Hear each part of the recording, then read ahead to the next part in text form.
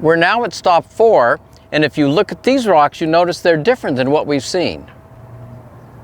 So take a look at these for a second.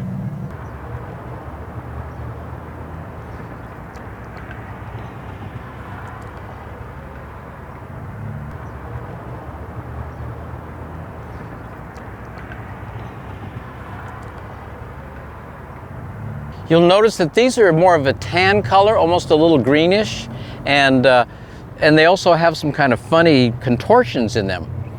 If you look at this rock in detail, it's very different looking than the rocks we saw below. It doesn't have the sand grains in it.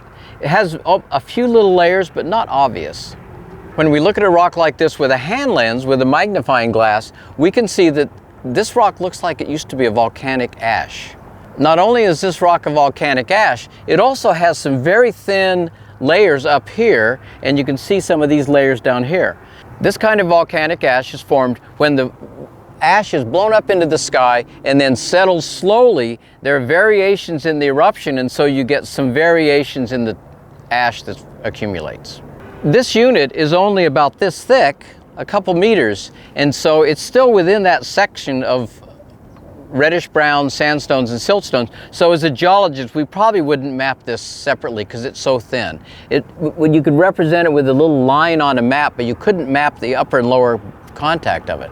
So even if a unit is too thin to map, we would still describe it and put it in our notes because it's telling us some aspect of the geologic history. The most curious thing of this rock are these little things here, and you can see that the layers actually bend like this. These are called folds, and these folds are very easily kind of wrapping around things. For folds like this to form, the rock has to be very soft. In this case, we think that these layers were still just barely consolidated when they got sheared, and the folds are associated with that shearing. The interpretation of this is that as these units were tilted, dipping to the southwest, that this layer was very weak, and so the rock layer sheared along it, and that made the folds.